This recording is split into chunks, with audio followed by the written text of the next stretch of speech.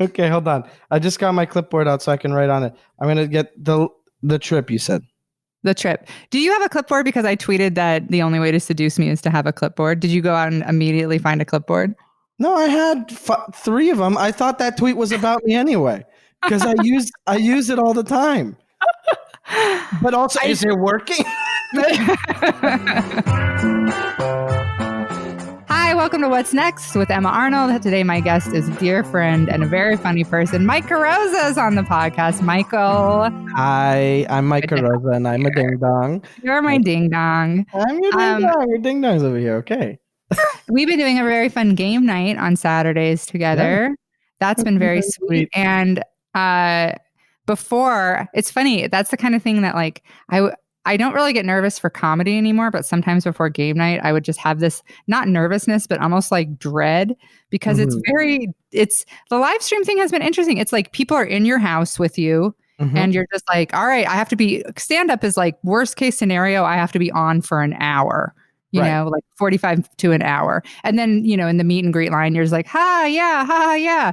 But like, some of the live streams I've been like, it's like 2 hours of kind of just being on and being, you're like watching you do it. I'm like, you're so good at it. You're like, you're being a host, you're like reading comments. And I'm just sort of more like, I should probably say something now. It's one of those things that like has come up since this is like the way things are being done now. That not only are you on for so much longer than you really should be, not only are you in your own space where you're completely different from what you're like what you are performatively, and you're also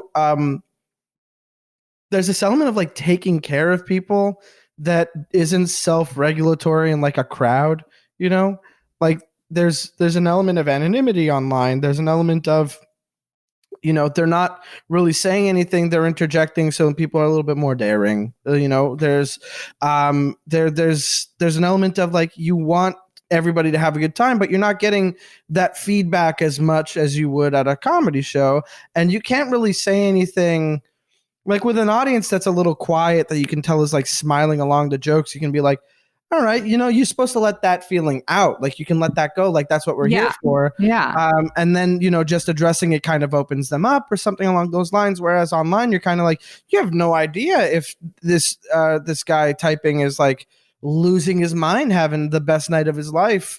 Because all he's saying is like, yes, this is very fun. And you're like, oh, there wasn't any eye rolling emoji, but I felt like there was, you know? Yeah. So we're doing a lot more reading into things, and it makes it a lot more complicated. It adds to the like pressure of being on in a very new way. And I totally get that dread element. I totally get it. Absolutely. Yeah. And it's weird because I've never had a bad experience. Every live stream and every game night we've done and all my like little paint and chats and the podcasts and stuff, they've all been lovely. Everybody's always been lovely. Nobody's been shitty. The Zoom show we did was lovely. You know, I've never had a bad experience, but I'm always just sort of like, I think you're right. Like a lot of it is just you don't have that immediate response.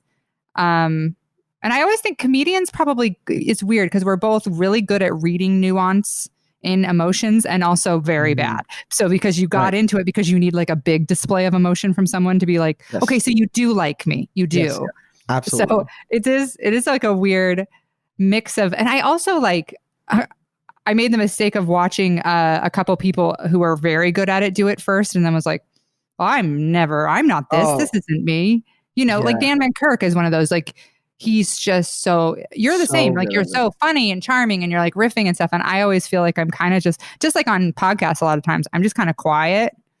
And I'm just like, I wouldn't hang out with as many people in real life. This is hard online. And that's the difference between like, this isn't stand-up. This isn't the art form in which like you have, you know, honed your craft. This isn't the thing that you have been doing for all these years. This isn't the thing that you are confident in and know as much. It's a completely different beast. And on top of it, you're a different person doing it. Like you don't have to be what you're like picturing or what you like think you deliver in another place. Like so I grew up in Montreal. I speak French and English. People that know me and have heard me speak both tell me this. I'm sorry, my screen is a little smudgy. Just going to take care of that. People who know me speaking both languages will say that like, oh, you're different in French, and I'll be like, I know what that means. Hi. Will you You turn the know? heat up? It keeps kicking on. Sorry, Mike. No Alex worries. just ran down to grab something to eat, and I figured I'd have him. The heat kicks on, you I, can hear it. So yeah, all sorry. good, Go no keep going. problem. It's a living, breathing house over there. You got love and fun. Look at that sweetie pie right behind you. He's so cute. Uh, I was just saying, like, so people hear me speak both languages, they'll be like, "You're different in French," or vice versa if they're primarily a French friend, and that's like, I get it. You know, you're using different parts of your brain. You're using like you didn't shape that side of you in the same environment, or it's not as developed as the other part of you, right? So I grew up speaking English all this time and grew up speaking it socially, and I learned French kind of just thrown in the water in high school, just tossed in the deep end, and just like had to learn all this French, and had a very, very loose base because my elementary school was taught by elderly Italian folks who were supposed to be teaching us French, but were like, all right, so it's the French time of the class. You got to read these books. You figure it out. I'm over here. I'll answer questions if you have them, and that's basically it. Except for one teacher, and I have to say it. He's a family friend. I'm kidding. I mean it. He's very sweet. But that said, like you learn different ways. So in French, am I a little bit more reserved and timid and not like as confident, not necessarily in my skills with the language, but with the fact that that's how I learned to be in French because I wasn't like as dexterous with the language. I wasn't as like prepared to be outgoing in that way. And no, so in French, I'm like known as a way better listener. I'm That's amazing. I like how funny. Oh my God. I'm a quiet guy in French, apparently, but you wouldn't know it by even just how long that idea took for me to get out. Well, but I was just going to say, I want to know French Mike, but I mean, yeah, so he sounds very quiet and less boisterous. And it's very strange. It's kind of, it's weird because people ask me all the time, like, why don't you do stand up in French? There's so much money in French stand up. And there is, it's kind of nuts that there's so much. But there's a lot of plagiarism too, where they basically translate English to French. Not going to say more. But that said, French, I'm not funny in French. That's just not a skill I developed in French. I got by at school and I was just like a cool friend. And if I was funny, I switched to English. Like that's how it goes. I wasn't, so it's a very different feeling. It's and I am fluently bilingual. I am me as a person. I have developed as a person. I know who I am. I'm very confident in who I am and what I can do. But switch to French, I'm not the same. Like I'm definitely a little bit more subdued. My voice gets lower in French. That's crazy. Really? It's weird. I'm telling you, it's weird. It's very strange. Give us a taste of French Mike right now. Oh, I don't know what to say. What would I say even? Oh, I don't know. Joyeux Noël à tous et bonsoir. Ici ma Carrozza, je vous parle en français. Donc, ce qui m'arrive des fois quand je parle en français, ma voix descend un petit peu, mais c'est pas de ma faute. C'est de même que j'ai appris comment parler en français. C'est pas parce que je veux pas me parler comme ça. Moi, j'aime ça parler ici, mais quand je parle en français, je suis plus confortable, un peu moins expressif. C'est pas de ma faute. C'est comme ça que je l'ai appris. Puis je m'essaye, mais franchement, j'ai pas vraiment d'occasion de parler en français. Puis ça me manque. Oui, ça me manque. Mais ultimement, c'est pas ma langue préférée, c'est pas la langue que j'ai appris comme langue maternelle, puis c'est pas celle avec laquelle je suis plus confiant. Donc, pour moi, parler en français, c'est vraiment pas mon affaire. Donc, je préfère écouter en français, mais en anglais, it's much better, so much better in English. That's funny. Your voice does go lower. Your voice went lower. And it's funny, like even the way you set your face, I mean, nobody could see but me, but like, how interesting. All right. Okay. French Mike. I see it's a thing because when I speak English, I have a lot more tension in my temples. Speaking French, my tension is in my cheeks. Learn that in the theater school that I attended, and the degree is serving me very well. Thank you very much. That theater degree. Oh. Yes. Speaking of which, would not have been admitted to the program in French. I'll tell you that much.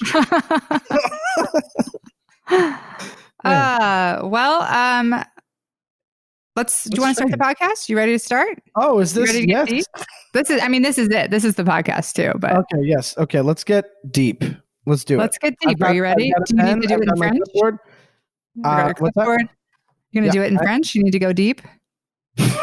S'il faut. S'il faut. Je vais te répondre en français, ça me dérange pas. Let's go. Okay, well, I prepped you for this question. Yes. Partly because I love you, but I think you probably don't have anything for it. Right. You're correct. I don't have much. I was like, I'm going to prep him, but I think he'll be like, because I know you very well. And I feel like I would have heard this story already if there was a story. But there's also one that you don't know. Oh, really? Just one. Okay. Yeah. All right. Well, then what's the closest you've ever come to dying? Oh, the way that question's asked now is very different. Okay. Okay. What's your near-death experience? Even that, it's not my near death. It's just like a fucked up thing that happened that I was like, had I been standing over there, I probably would have, No, that's it. That's close enough. Some people's have been like that. So yeah, that's close so enough. in proximity of danger. Okay. Well, you know me, I've ultimately been extremely sheltered for a very long time. And I'm a little baby. And oh, look at that. Isn't that a consequence of the sheltering? In high school, I was at a party and we were, it's a high school party. We're all in grade 11, I guess. And we're having a great time. But Quebec doesn't give a shit about drinking laws. And who cares either way? Everybody's having a drink. Everybody's getting boozed up. Party wraps up. I'm waiting on a ride with a couple of my friends. One of my friends is puking in the bathroom, and she's like, I got to sober up before my folks get here. So I'm telling them to come much later. And I was like, I really don't care. So I'm fine with it. We end up shutting down the party, just like it comes to an end, and then I get to do my favorite part, which was clean up the party. I had a great time. we played music. We had a great time putting stuff away. I know, right? The music kept playing, but it was low enough that we could hear each other. So good. And then it was so boring in high school. I was cleaning up. We all kind of like got assigned stuff to do, and I finished up, and people were like, no, I'm really into like getting this one thing done. So don't help, go sit on the couch. And I'm sitting on the couch with my buddy Amber, and we're just like sitting down, and we see our buddy Chloe. She goes outside. We're not in sight of the door, but we see where the door is, like on our way to the door, and we hear it open and close, and she goes outside, and she comes back in, and she goes outside. Oh, I forgot this. Oh, I took out the trash, all that kind of stuff. We hear the doorbell ring, and we answer it, and these guys are at the door. They've got like 2 cases of beer. They're like, hey, we heard the music. We were just walking around. There's a party happening here. And we were like, no, party's done. Like, it's over. We're literally cleaning up. You can help us out to clean up if you want to, but don't do that. And they were like, okay. And we were like, no, seriously, don't. That's creepy. We're in high school. Get out of here.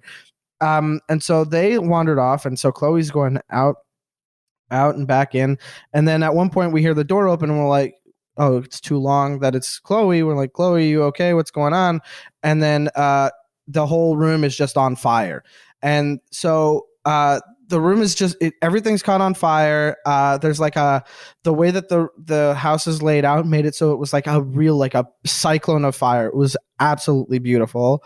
But I know it's the wrong thing to say, but I have to say, and your optimism. it was breathtaking. Emma, I'm not kidding. It's like one of the most beautiful things I've ever seen in my life, and it was terrifying. But so we had like Amber was on fire. And she'd been cut because they threw a Molotov cocktail in the house. They put a rag in their beer, lit it on fire or whatever they had, and they tossed it in the house, caught fire. Amber got cut with the glass and was on fire. And I don't know how I missed that. I was literally lying down on the couch with my head in her lap at the time. Like literally, I completely dodged all of it. How did that happen? And so I get up. Amber doesn't notice she's on fire. I push her on the couch. We roll her around, make sure that she's out, and then she's freaking out. Everybody's freaking out. And ultimately, just like me and a couple friends, we went back in to help other friends get out and called the fire department. But that's like that was back when I was like, man, the kind of stuff that happens at parties, huh? Wow. Did the house catch fire? Like, did the fire department have to come? Like, it was properly on fire. Oh yeah, Oh, yeah. wow. See, Yeah, that's yeah, a yeah. great one, Mike. I thought that's a Molotov cocktail being thrown into a party you're at is Yeah, a but see, good. I didn't catch on fire, and I was in no way like I saw the fire, and it was beautiful, and and I couldn't like I don't know, I like it didn't feel like a.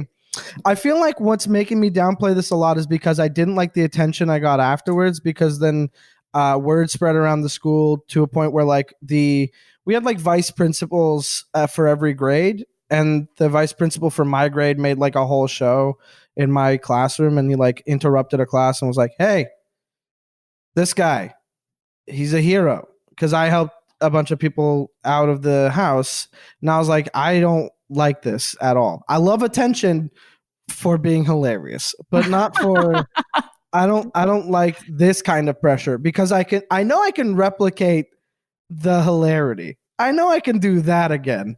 But is this going to be something that's expected of me? Oh no, I'm a coward. This is not what I normally am like. This was definitely not something that I would expect from me ever again. Please don't do this. And he like I just remembered he like put a juice box on my desk. He was like, "This is all I have today, but you're gonna get something else out of me. Don't worry about it." A juice box. Yeah, yeah, Nice. yeah. So I got a juice box and a shout out by the vice principal. I think, and I feel like I know you really well, and I think that you have a tendency to like that's what you do with traumatic events is kind of go like, oh, I wasn't in any danger and I wasn't a hero, but it sounds like you were in danger and I could you have were a just walked hero. out the door. I could have just walked out the door and been like, "I'm fine, you guys. It's this way." I know that's why you're not. First of all, I you're wasn't not a in any coward. danger. I was not in any danger. There's I no. think still, you went back and you helped people. You helped put your friend who was on fire off fire, right? You rolled her around. So that's hero shit. It is. Hearing it put that way is a little funny. Yeah. You rolled your friend on the couch. She's like, "Hold on a second. Wait, I'm gonna say it back to you. So you were at a party.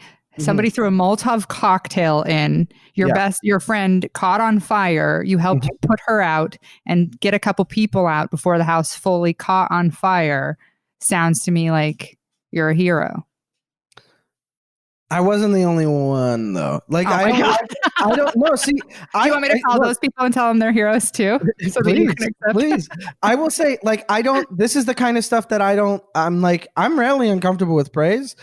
This is the one event that I'm kind of like, well, I don't think that this is something that I should be, praised for. Like, not in the way that I was at the time. And I feel like the reaction I'm having now is definitely a residual thing that I didn't deal with back then, for sure. There's no doubt in my mind that like there might have been like a different way that people like looked at me that day that I didn't like, or like maybe. Honestly, I have no idea what other people's versions of events are, or like one girl's like, well, I helped other people out of the house. Like, why didn't he come give me a juice box, or why aren't there rumors coming out of me? It's like, yeah, it's kind of surprising that the fat lazy kid helped people out, isn't that? Isn't that a fun one?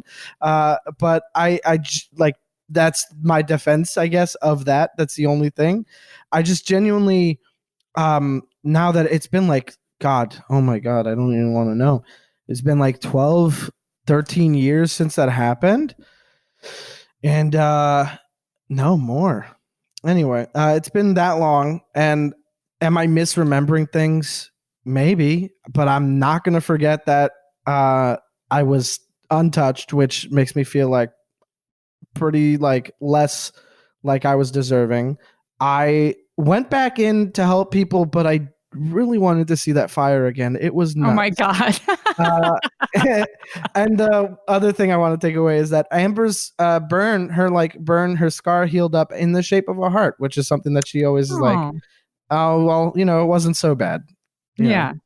And she wasn't cut so bad. It didn't go deep enough to like hurt her. She just needed like some patching up, but yeah. Wow. That's a pretty good one. Definitely. I mean, Molotov cocktail is the first on the podcast. So okay, good. I'm breaking ground. That's good. See, anybody who brings up a Molotov cocktail from here on out, hack. Huh. Yeah. Well, it's funny because that sounds like, I mean, you were young for one thing. And when stuff like that happens Yeah. to you when you're young, you just kind of go like, whoa, huh. Mhm. You know, you don't go like, oh, I better deal with my mortality in this instant, you Right. know, and the fact that my friends and I all could have all burnt up and died. Right. I Also, mean, what a nice little party. Like you sound like you were part of such a wholesome group. Like the parties I we was were. going to at that age were like everybody got super blackout drunk and Some um did, yeah, some the did, but people they had you who there to did, make yeah. sure. They got picked up or like they got home. They found a way home. So like the end of the night, I was just waiting on a ride. We were maybe like 6, 7 of us. 3 of them were staying over, you know, So the rest of us. responsible. Yeah, I know. That was I am going to say that I tweeted about this week and that's why it's fresh on the mind. When I went into high school, God, like I was 12 and the super rich kid was just like, hey, you want some mush? Like I've been doing it every day over the summer and it's pretty wild. It's the best shit. And I was like, no, I don't think I should be doing drugs, especially when I don't know a language that well. And I only realized recently that he was talking about mushrooms, and I hadn't made the connection because mushrooms in French are champignons, and they don't sound anything like mush or mushrooms. And this kid was calling them mush and talking about doing them every day. And then when I found that out and realized it, I was like, oh my God, this preteen was doing mushrooms every day. What kind of monster is he now? Oh my God. What kind This of kind over enlightenment? here. I mean, that's what Oh, I was doing in 7th and 8th grade. mushrooms every day of the summer. Yeah, 7th grade, That's I nuts. started doing a lot of hallucinogens and LSD. And 8th and 9th grade, I did drugs like a lot, a lot, a lot. And Oh then my 10th God. grade, I got into 2 choirs that were very time demanding, and I just didn't have time for drugs anymore. I was just very busy. And I basically didn't really I drank in high school, but I didn't really do a ton of other stuff most Uh, of the way through high school. Uh, and then I mean, I did drink, but it uh, was high school. So, but yeah, I was one of those kids, definitely yeah. not rich, but you know, I mean, this guy was coming in hot. He was like, he would show me how much that he would have, and I was like, man, those mushrooms look like they went bad, guy. Like they're not, they don't look good. I don't know why you're offering them around. No, thank you. And well, it's also possible, like maybe he was just full of shit. You know, he just had like canned mushrooms that he had dried out and was like, "You guys want some mush?" Because like there were definitely kids in my school who did that too. Like, no, he made the transition pretty quick to coke, like oh, real okay, quick yeah, after. Yeah, no, he he was was the not. real. Yeah. I don't know where he's at now, but he's like, his dad is a pretty prominent French figure out here. Oh God, people could trace this. This is well, who whatever. If you do the digging, congratulations. Like you've done the work. Oh, Yeah, he was expelled too. It's fine. You won't find him. He's not going to be on record in my year online. That's good. I'm all right with it. Who yeah. cares? Well, okay, so Should I do cocaine? nope, nope, no. As one of your closest friends, I'm going to tell you, no, you should Uh, definitely never do cocaine. I know I shouldn't ever. Oh, but it sounds like it'd be me times two. It'd be the worst. I get it. I've My always felt eyes like went way wide on that, and I thought you that was so funny. I saw myself in the computer, and I was like, "Man, if this was a visual medium, good job for everybody." everybody would have been as worried about as I am about you doing coke. I Like, nope, mean, too much oh, it's excitement. it's just like how Josh Gondelman is being bullied into trying coke. Oh yeah, That's yeah. very funny. So wait, you smoke a little pot though. Is that the only I drug you've ever really done?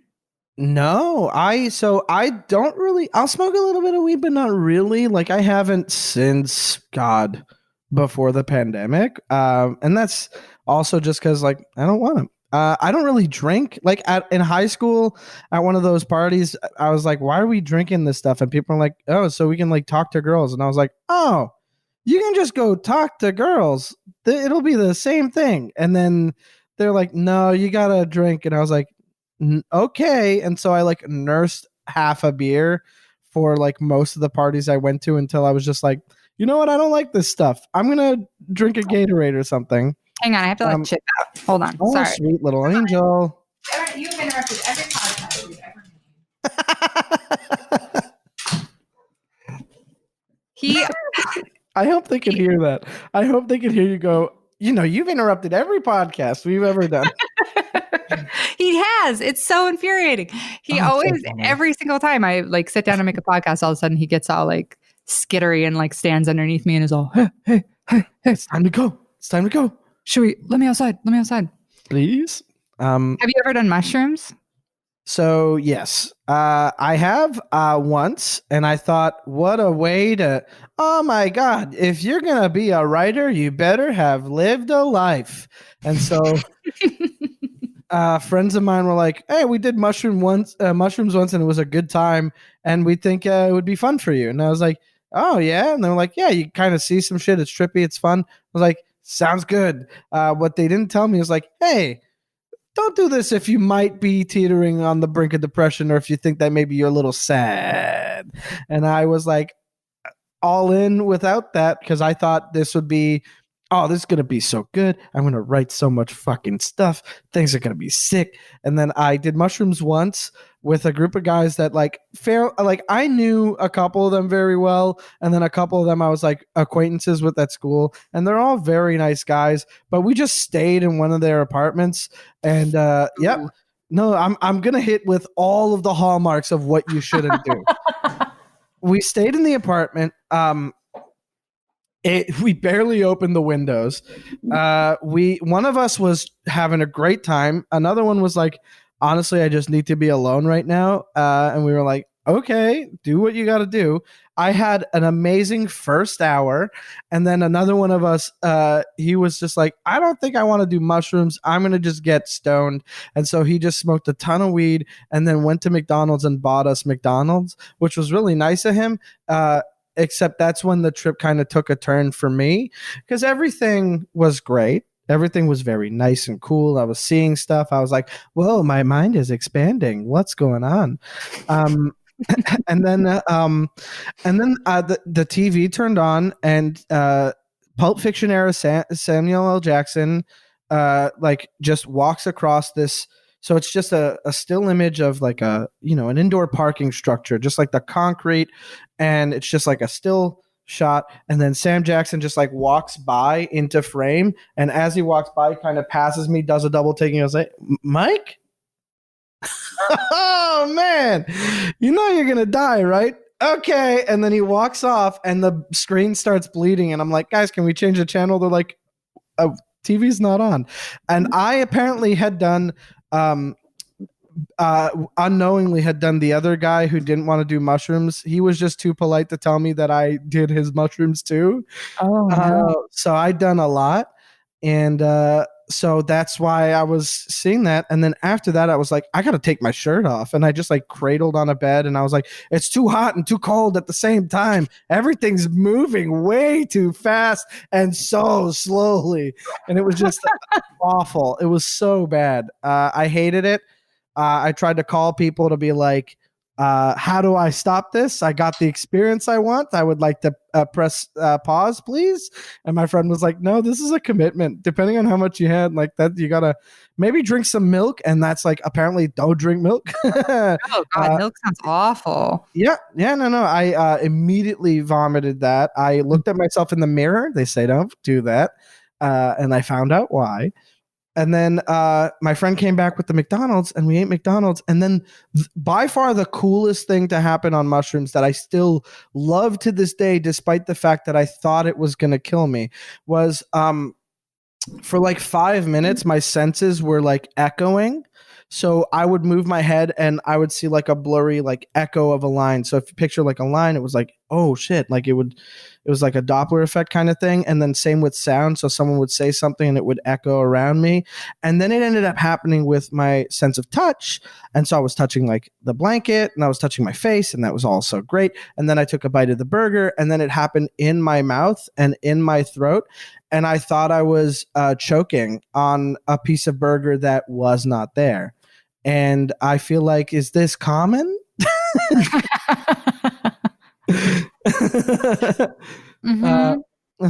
that's it. That's see, here's the fun part about me telling a drug story is that I will tell it like it's the craziest shit you have ever heard. But it's like it's day one. any drug story. Like it's Yeah. literally yeah. Oh, You hit all yeah, the beats. exactly. Did you feel expanded afterward? Did you feel like you had like dealt with your mortality or like reached a higher plane or felt the universe breathing with you or any of that?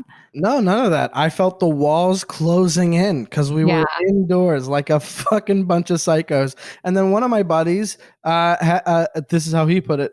I had trouble passing a cap, and he passed out and started having seizures. Oh my Uh, God. yeah, so we had to get him to the hospital, but we had parked all the way across like town, and so we called an ambulance for him, which Canada didn't cost us anything. All Awesome. right. Huge Rub it. brag. Huge brag. But his car was in a neighborhood and it was next to my car. And we called his parents and told him, like, hey, look, he's going to the hospital. You might want to know that. Also, his car's parked over there. Mike's going to meet you there. And so I like full sprinted across town to where our cars were parked, but they like lived next door. So they had already gotten his car Oh. and nobody told me. But the entire time I was like vacillating between like, oh, they need me to do this, and like I just like bailed on my friends in need, and like, oh no, this is like I'm part of the team, I'm doing the team thing, and then like I'm fucked. Like I can't believe I would run out on friends like that. That kind of like back and forth. And then I was too high when I got to my car, so I laid down in a park, and two very drunk friends of mine joined me from their viewing of Titanic, and we just like yelled at the stars until we got kicked out of the park, which was nice. Aw. Yeah, turned Well, out nice. all Yeah, right. All right. yeah, Well, let's get into the second question. sure. We were raised Catholic, very Catholic, Yeah, right? yeah. Very Well, I Catholic. mean, Pretty Catholic. yeah, Italian Yeah. Catholic. Enough that like when I was a kid and I said we should come to church more. This is kind of fun. My mom was like teary eyed, and she was like, "Oh, I'm doing this right." You know what I mean? So enough that was a thing, but like the moment I was like, I hate this, they were like, yeah, us too. Like, what do you stop? Oh, so your Yeah. parents don't go anymore either? No, like they used to hit the major, not even like the major holidays, but they'd be like weddings, funerals, communions, baptisms, confirmations, and the celebration ones are like the I guess the sadder ones too. Or my grandfather for every year, because my grandmother died like 20 years ago, and then he died last year, and then every year at the anniversary of her death he would like donate to the church to just like basically have her name mentioned on that night, and we would all go to the church, which I always thought was like, man, I really hate that idea. um but it made him feel better about things, and he was happy with that. But I really like always had a problem with that, and that's when we would go to church. And I think at some point I realized my dad also wasn't, he'd never been, I don't think he's ever gone through communion or anything, because he'd never taken the host or anything. And I thought, oh well, I don't really need to do that. And he was like, well, you do it until your mom's okay with you not doing it, at least. And I was like, okay, yeah, I don't like that. So I was raised where I did all those things, but I haven't thought about it so much. Like I'm not really all that spiritual, I don't think. You know, yeah. Mm-mm. When do you remember a point where you kind of started to fall away from it, or were you just never that into it? I remember when atheism was super cool. Yeah. Uh, that hit right when I was turning 13. Oh, nice. So it was the perfect time for me to be like, guess what, parents? I learned what the middle finger's for. And so I just decided that that's what I glommed onto. But I also was just like, I don't know, the Catholic Church is pretty fucked. like we don't even have all the information, but what the information we do have is pretty nuts. And I don't think as an institution, I think it's completely strayed from the general message or the idea of what the basic like premise of this whole religion is supposed to be. And then you dig into it and how it's just like a means to enter wars and like so many different like ways of controlling people and making people feel bad about different things. And yeah, I really I didn't like it. Growing up I was always told like you can be anything you want. but you always have to be a good person. And then I just started asking, like, so what's everybody else's deal? Like, why don't they get to be whatever they want, or on the other side, the people going after those people, like, why don't they have to be good people?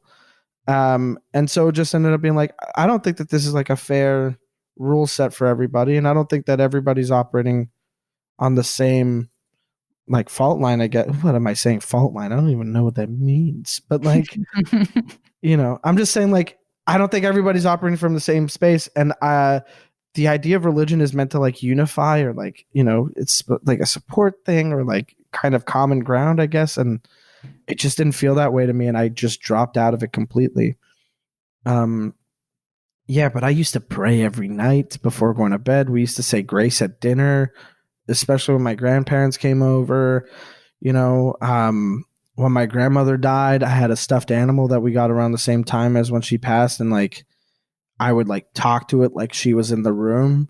But like I've fallen away from that, and I find way more comfort in the idea that there's no, that it's over after this. I think it's way more comforting to be like, okay, this is supposed to be heaven. I don't know how it got fucked up for everybody else, but this is supposed to be heaven. There are people whose heavens conflict with other people's heavens, and that's a problem, and we should have addressed it.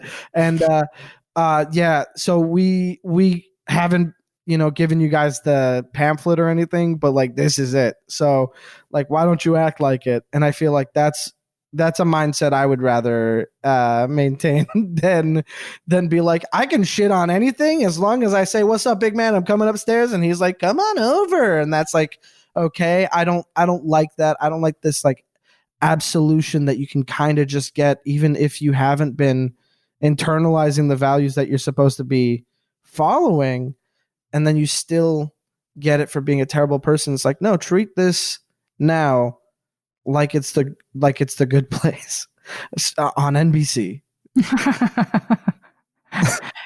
So when people, because like, obviously since I have comedians on here, we do get quite Right. a few atheists. So Oh, yeah. so I modified like that, just kind of asking like, well, so you believe this is it? This is the, Yeah. and then you die, and you think that's it. You're just dead. I mean, I don't know that I believe that. I just feel more comforted by that idea. Oh, Does okay. that make Yeah. sense? Like, Oh, yeah. I feel like it's just more, I don't know. I found out great job getting a therapist in the pandemic, Mikey. But this therapist was like, you know how you describe yourself as really outgoing and high energy? Do you know how much of anxiety is at play right there? And I was like, I've never been described as anxious once. Like, oh, and she had a hearty laugh. And that's how I knew that's the therapist for me. I need that. So Yeah. like, so my She nailed you therapist, right there. 100%, 100%. There is no Rude. doubt.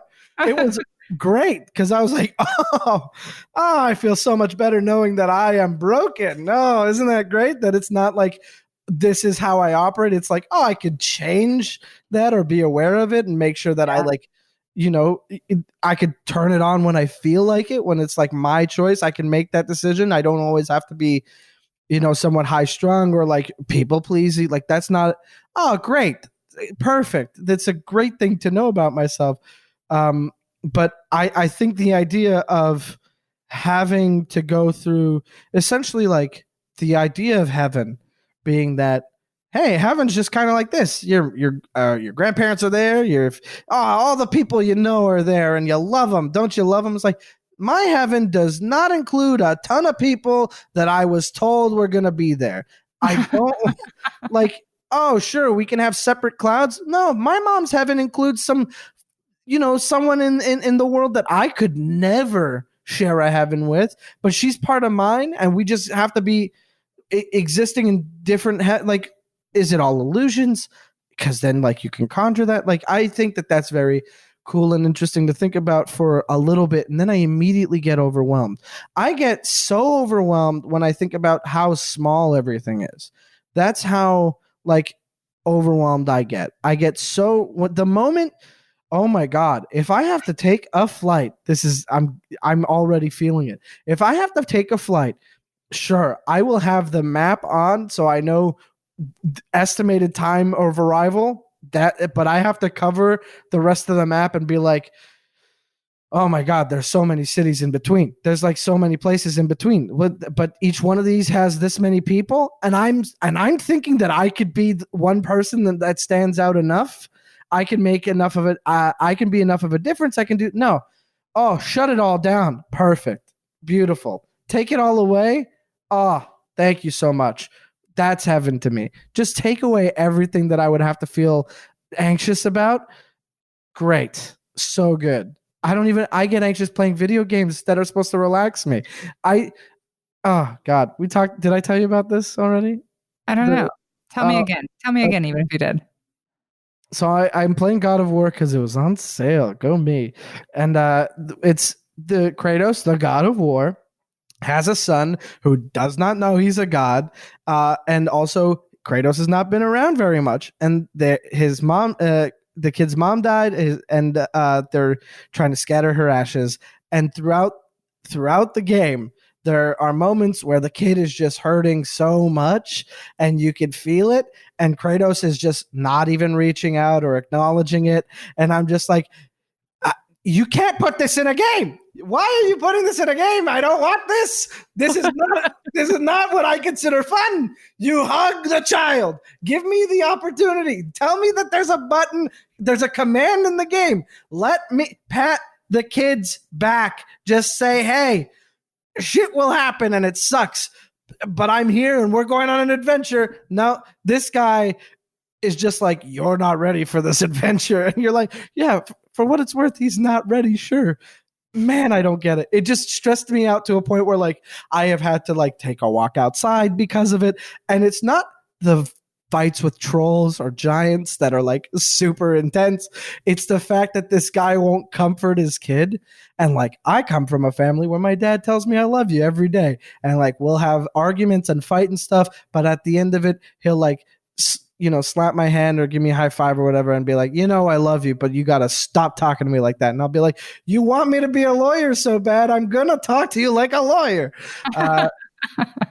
Cause he's a lawyer and he acts like court's in session at home, and it drives him nuts that I picked up a little bit from watching TV.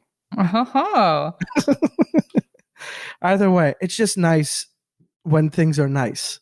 Yeah. And this game stressed me out for the wrong reason. It's funny because I would say that's one of your big defining characteristics is like that. And it's interesting at the beginning of this podcast that you described yourself as a coward because I have always said that a good short man is the bravest man you're going to find because you're not a tall guy, but I've seen you stick up for people. Like I've seen you in situations be like, no, I don't like that. No, and like, in a way that I think I've seen a lot of other comedians who act like they're like very tough and there's a lot of bravado with male comedians a lot of times, and I've seen them just sort of like let things slide in green rooms and stuff where you've been like, no, we're not saying that, you've called me out for stuff like just I mean, not that I'm going to beat you up, though I could. You could.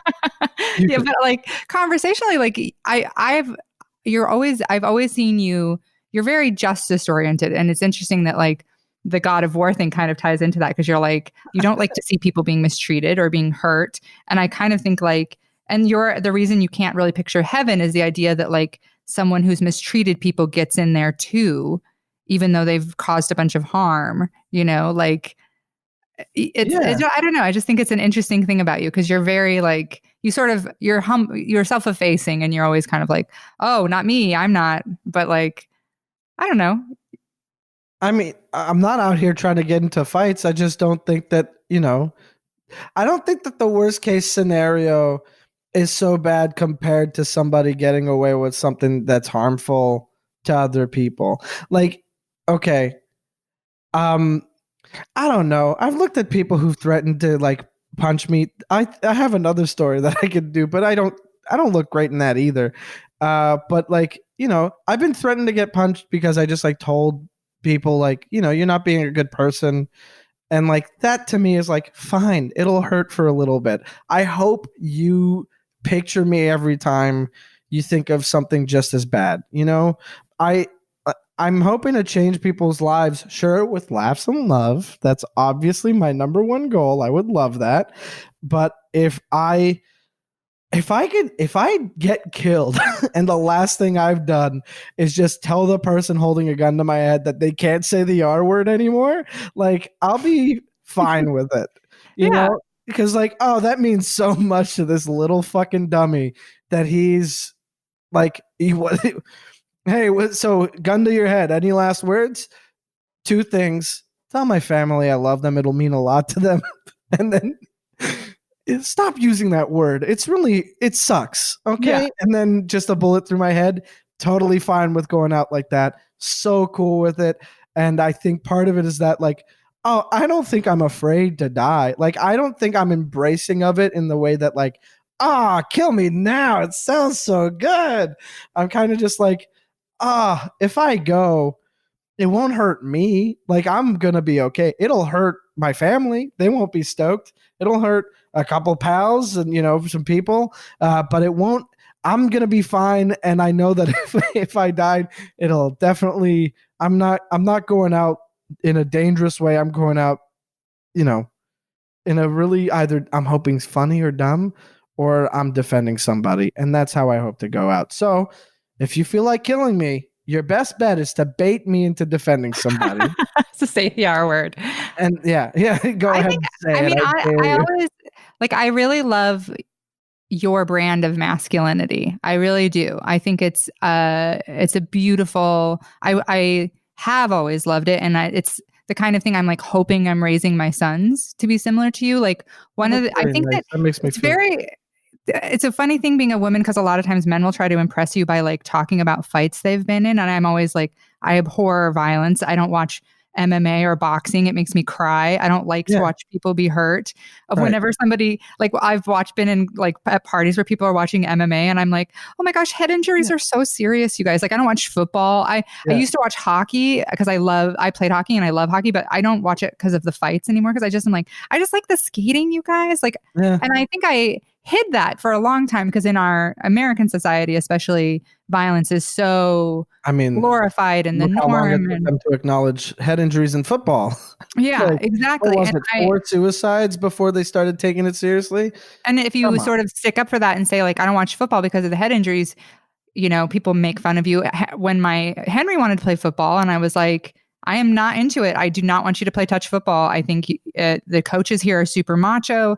We had a Mhm, huge fight. His dad thought I was being so ridiculous, and I was just like, that's fine. You can think I'm mhm. ridiculous, but I'm gonna, like, I don't Yeah. want him to be a part of like that macho. That said, he did play, and actually, I think it was good for him because he was like, man, what a bunch of fucking macho bullshit. Like it kind of took care of Right. itself in That's the why end. when you said that, I was kind of like, I think he'd be fine in the environment. He, Like he wouldn't warp. I don't feel like. and it was good for him to be part of a team and Right. to follow the rules and stuff. And but I think it's funny because one of the hottest times I've found somebody the hottest was I was dating this guy for a while and he one day showed up to our date and he had a giant black eye and I was like, oh my god, what happened? And he was like, oh, I was at this bar last night and a friend of mine got roofied and we saw a guy like slip something in her drink. So I went Mm. over and confronted him and he punched me in the face. And I was like, oh, and you guys got in a fight? And he's like, no, he punched me in the face. And then we got our friends and we told the bar owner and left. And I was like, that's great. I really appreciate a man who is willing to get punched in the face is my point for his morals. Like Oh, that to me is the hottest, sexiest thing. Like I don't like people who pick fights. I don't like people who have a lot of bravado. I hate men who scare other people and like that's yeah. the way they like move through the world is by being big and dumb and scary. I Can't hate stand that. it. I love a man who's like, you're not going to use the R word around me, and I'll take one in the crown for that. Like that to me is lovely. That's a beautiful brand of masculinity. I wish there was a lot more of it here. Didn't realize that I was repping masculinity in any sense because this, my act is completely divorced from the fact that I am human at all. Like it is just entirely like, oh, am I a man? Am I, oh, are you like I do I on my album I do a bit about sexting, and like generally what happens in that chunk of the set is like and it got cut where I said this. I was like, "Are you guys surprised that I have had sex?" Huh? Okay, me too. You know, like it's just like I have infantilized myself in my act so much so because I don't feel like the idea of the like the I'm the man, and that becomes like an easy way to like fall back on, be like, well, that's why nobody thinks that like, oh, this I'm not like the first, I'm an acquired taste in the dating world. Oh, of course, no, I'm not the idea of masculinity because I am a giant baby, and that's what you gotta be into. Otherwise, you're not into me, and that's okay if you're not. Don't worry about it. I don't want to be into somebody who's not into me because that also sucks. But that said, like I've never thought of myself as someone who was in any way being masculine or had like a different brand or take on masculinity. So this is interesting for me to hear, and I appreciate it. Well, I guess maybe it's because of as a fellow comedian and somebody who knows you outside of comedy, like, Right. Everybody is kind of somewhat like people. I think with me, like my act, I did the same thing. So you infantilized yourself. I think I hypersexualized myself. Okay. With comedy for a long time, just because, for one thing, it's one of my favorite things to talk about, but also Mm-hmm. it was sort of like a shield. Like you put your baby up as a shield, kind Right. of, and I would just kind of do that. Like I knew I was going to be sexualized, so I would just dig in and do it first. Yeah. And so the baby thing is kind of like that too. And I think people are sort of surprised sometimes personally that maybe I'm like, I don't know.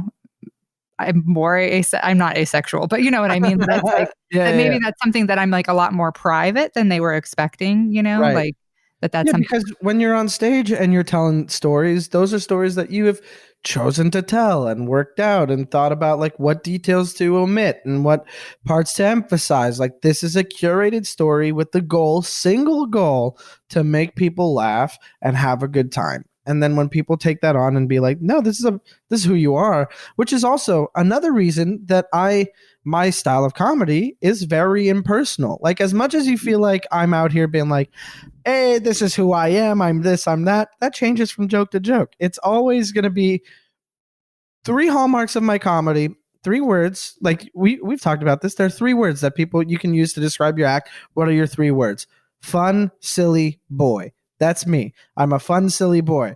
If you watch any of my bits and it feels off, it's because one of those elements is missing. That's how I know that a bit isn't done. That's how I know when a bit is working, So if like that's interesting to me that I'm forgetting what my point is, I think. But I'm saying like those are the things that are me, but I am not, telling personal stories.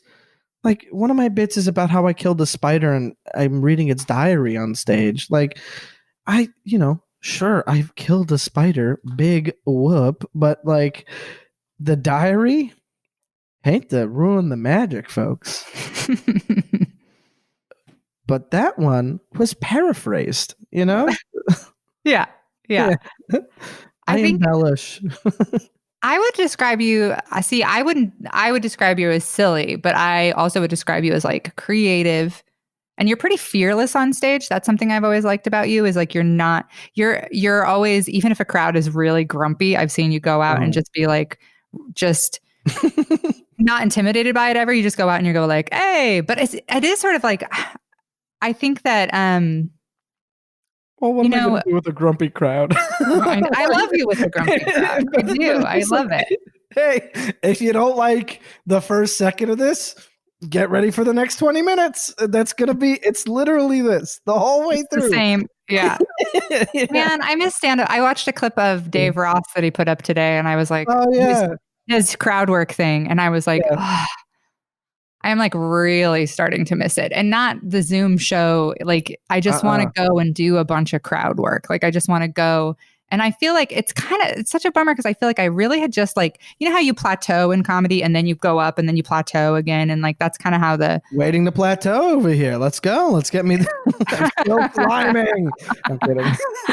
I've always felt like I'll hit a plateau and then I'll learn something like really big at a show. And then all of a sudden it's like opens up this whole new skill set. It's like getting a whole new set of chisels every 6 months or whatever, where you're like, oh, fuck, now I can do this. And like, I feel like I had just hit that right before COVID hit and before I got sick, where something had happened at a show and I just was like, this is it. And it was the only show that weekend because the weekend I was hospitalized, that was the weekend I was supposed to do my album. So we were already recording. So I didn't do Thursday or Friday, but then I came back and did the Saturday show. And the late show was a disaster, like just the kind of drunk up. That kind of disaster. Yeah, just like, but it ended up being one of the best shows I've ever had just because for once in my life, because I had just gotten out of the hospital and I was so kind of exhausted and just wrecked and all these other things. I was just like, you know how sometimes you're just like all the way there, you know, you're just like all the way there. And it was so fun. And it was one of those times where I was just like, who is that? Like, cause it was with me without the other stuff, like without like I think like, you know, you probably developed the infantilizing yourself thing as a, you know, since you grew up as a short guy, probably people did that to you a lot, you know? And I feel I did the same thing with being sexualized. And so it's like, you keep that armor and it was like, without it, I'm just this beast, you know, like it was kind of interesting without any armor up there and actually just like, without being like, here, I'm going to give you this version of myself. I mean, you know, it was just next level stuff. I'm gonna say that's also why, and this is serious. I even say so on my album. My next album is called Fuck Machine because I'm learning. And you are. Just like I mean, I can't wait for your next album. I'm so excited. I'm so excited. I've been writing you know how like you're gearing up for an album, you're like, okay, this is gonna go on and this is gonna go on and this go on. Oh no, this one doesn't really fit, or like, oh no, this one's not exactly where I want it to be. And like I have those and those are like done. And then I have a bunch of premises that I was like, no, you cannot write these now. You have to prepare for the album.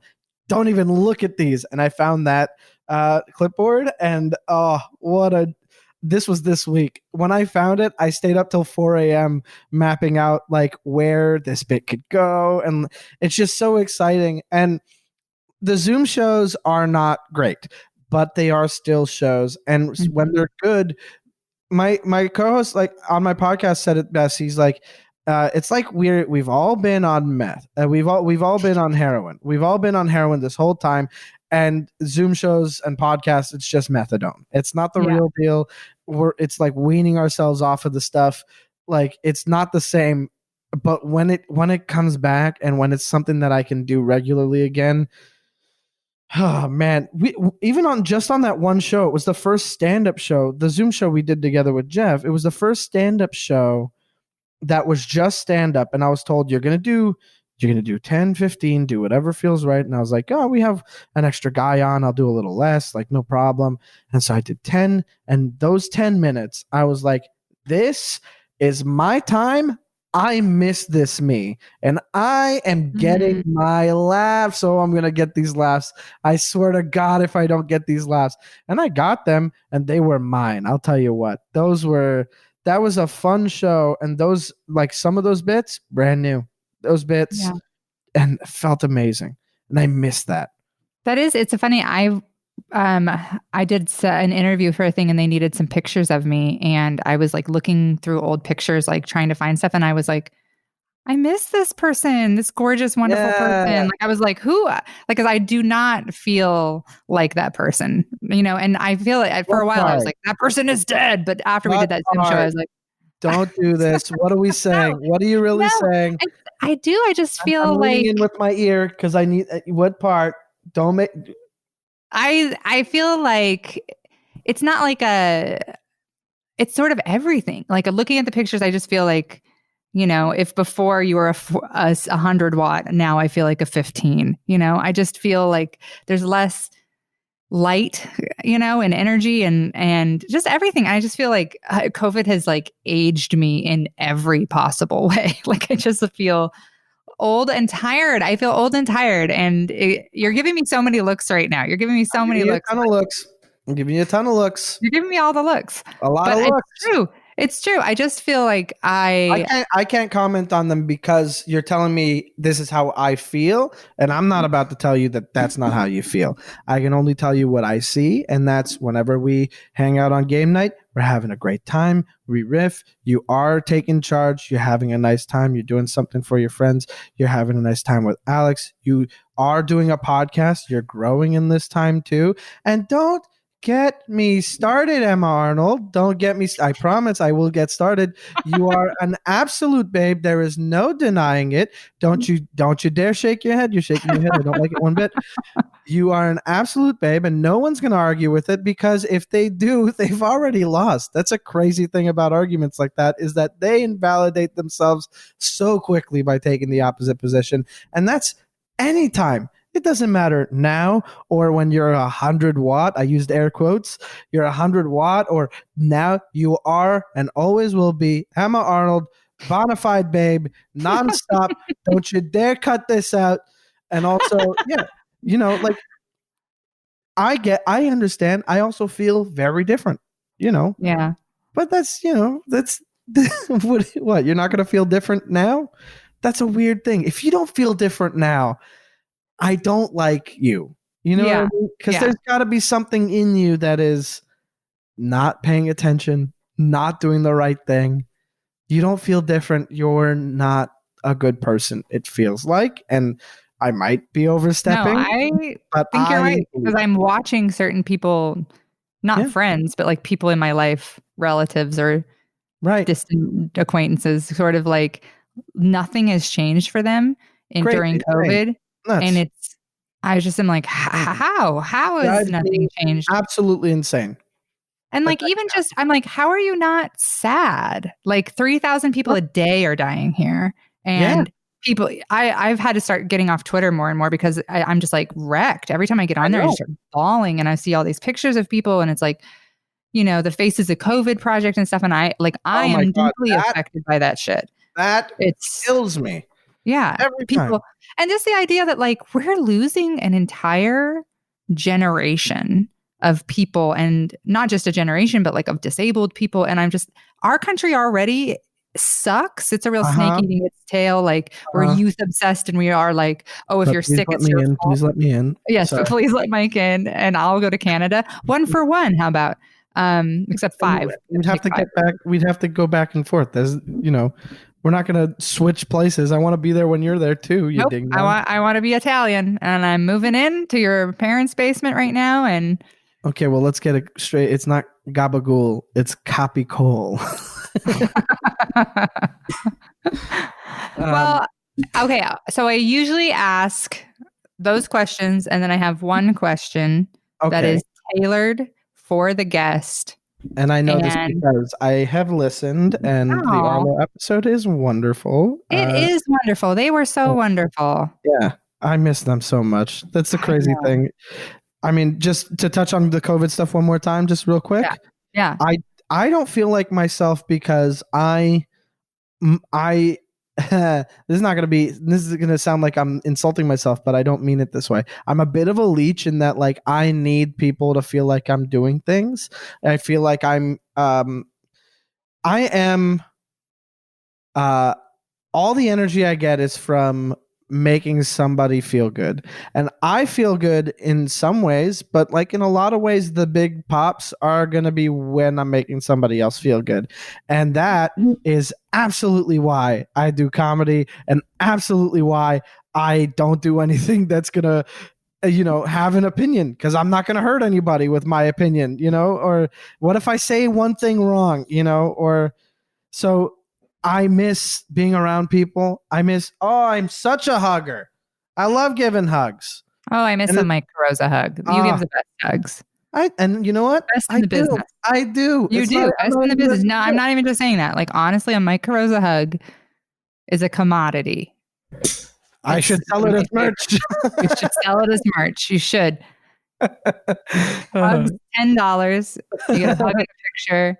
Spider Diaries. You can get a combo of a Spider Diary and a hug by just buying the Spider Diary. I'll give you a hug anyway.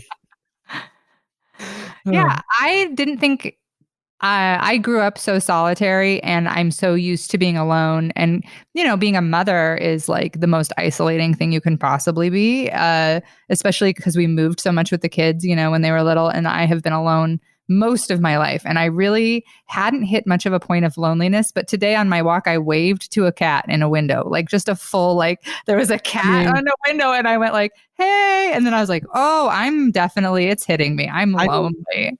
I've been talking to myself out loud recently. I have never done that before. And today, I never would talk to myself out loud. Never, not even a little bit. And then during the pandemic is when I started. And today I said, will you shut up to myself? Yeah. Wow. I know. That's funny. I never really talk to myself. Oh, if I'm talking out loud and I'm the intended audience, it's because I'm like, okay, it's time to run this bit. I need to hear it out loud. I'm running a bit. I'm not talking to myself.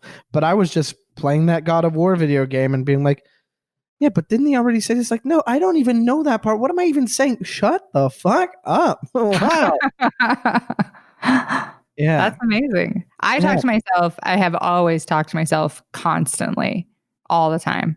I talk to myself like just probably from growing up so alone all the time. Just like, just talk to myself. It's probably a DID thing also. It's, when you live with a bunch of people, you just talk to yourself in your head all the time.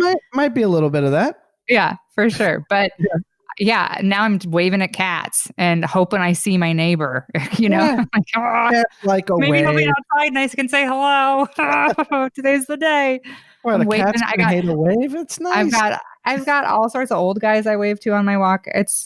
I've got friends out here too. Yeah. So, well, I'm going to ask you my last question. Right. And then I'll let you get off of here. But Saturdays, we're going to keep doing game night. Let's just plug that. We play on Twitch. Are we doing game night? Are we not doing another thing that we discussed on this week? We'll talk after. We'll talk after. I don't know if Alex has figured that out yet, so I'll ask him. But it would be really fun. It wasn't that hard last time, and I think it would be really sweet and fun. So even if we just have to set up a Zoom room or something, we'll watch along, folks. We're talking about doing a watch along. Because I want to watch the Twilight movies, but I don't want to watch them alone. And I've never seen them, and I think if I'm encouraged to talk over a movie, I'm taking that opportunity. I've never had the desire to watch them before, but for some reason, Anya Volz posted something about watching them. Yeah, and something about that video that she posted, I was like, I want to watch these. Yeah, I was like, maybe I'm just finally horny enough to watch Twilight. Is what's happening. I'm just ready to watch. All right. Sure, there we go. Okay, well, I'm going to ask you, what do you love as much as you love comedy? Because nobody loves comedy like you do. No, I don't know. That's a very tough question to answer because I love comedy so much as a thing, but I hate the industry. So, like, is this the same kind of love, or is like as much as I appreciate it, like, I don't. Okay, I love comedy. It's like my favorite. It's my favorite thing in the world, second only to, and this is going to be my answer. Love. Just love in general. It's the best thing in the world. There's no way that everything nice in the world has its roots deeply planted in love. There is no way that something good isn't from the ground of love. There's no chance. Think of any nice thing that's happened.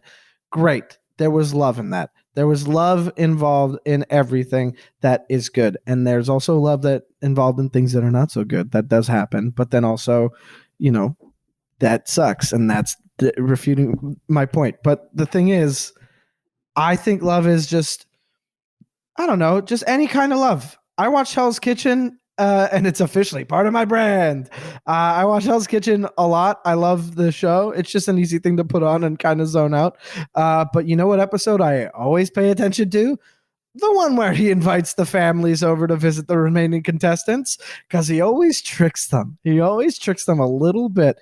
and it's always the same time. It's when there's 3 left or 2 left, and he always brings them out, and the family comes out, and the people are just like, oh my God, I can't believe it's you. The people in my life that can make me feel this much after this much oh, it's beautiful. You think you can get me to cry as quickly as videos of soldiers getting back from war can? I don't think you can. I don't think you can. First of all, that one's twofold. One, does that mean war is over? Because that'd be great. Or like maybe they stop being in the military, because that's also amazing. But like soldiers coming home from war, they thought you might be gone forever, and you're here. I'm going to cry just thinking about this. I'm not even kidding. Dogs, greetings. Oh my. Oh yeah, I love dogs so much. Obviously dogs are all love all the time. And that's why I identify with dogs the most out of any animal. Okay. So love is my favorite thing in the world. And then comedy, because there is love in it. And that's like, in my opinion, there's no better gift that you can give somebody than just such an overwhelming amount of joy that your body has to react to it. And that is, I guess that description could apply to a couple of things. But but comedy is just like you can do that. You can make somebody feel elation just at an idea, because you're on the same page and you recognize that there's like this dissonance here that's like enjoyable. And that's because I want you to love me because I already love you. And that's what I want. That's why whenever I'm on a show and there's a bunch of grumpy people in the audience, I let them know, hey, show can be for you if you love me enough, but it's already for the people who already do. And I'm pointing out like 3 people. Yeah. Well, that's a beautiful answer. I love that answer. Oh, and I love you. I love you too. Thank you to my guests today, Mike Carrozza. Where can we buy your album? Just on the regular places. iTunes and Bandcamp are probably where it's best, because that's where I will see the lion's share of the money from it. But streaming stuff is trash, but I understand why. You're paying for a service. Listen to it on there. If you feel like buying the album outright, that means a lot to me, but just listening to it also means a lot to me. So if you want to hear it, it's up on YouTube. You just type my name and the album title. It's called Cherubic, like a little baby cherub. And my last name is Carrozza. So don't misspell that. You'll get it. If you get it right, you'll find me. It's very easy. And Spotify, YouTube, Apple Music, Pandora, all this stuff, and Bandcamp and iTunes if you want to purchase it outright. But I've also got a podcast called Bummer Boys, and it's spelled like a bad hardcore band, so it's X Bummer X Boys X, so like a straight edge hardcore band. And my co-host Alex Kalenko and I, and most of the time now guests, we all choose a song that made us sad that week, and we talk about the songs, and we make each other listen to the songs, and then we talk about why we picked it and how we all thought about it. There's a lot of riffing and it's a lot of fun. It's not all bummers, but the premise is about being bummed out. And then we end it with one nice thing. So it's not all a bummer. And then one nice thing for maybe 7 episodes what was Hell's Kitchen. And I'm not even kidding. I wish I was lying. Yeah. So my album Cherubic on platforms and Bummer Boys. Well, everybody check out my favorite fuck machine, Mike Carrozza. Buy his albums, listen to his podcast. Mike, thank you so much for being here. It's been such a pleasure. Love you, Emma. And love you too, baby. And thanks for listening. Love you guys. Bye. Bye. Aww.